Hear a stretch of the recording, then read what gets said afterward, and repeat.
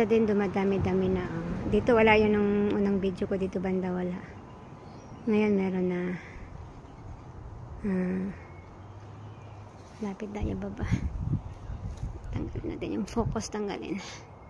Sila lapit tayo. Ayun.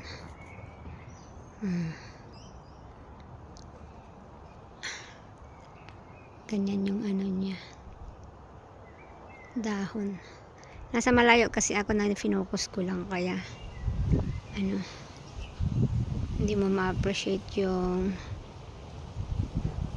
ganda ng bulaklak, pero kung lapitan mo maganda yan pag nilapitan mo.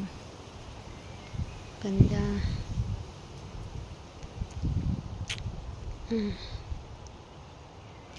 Yung roses din doon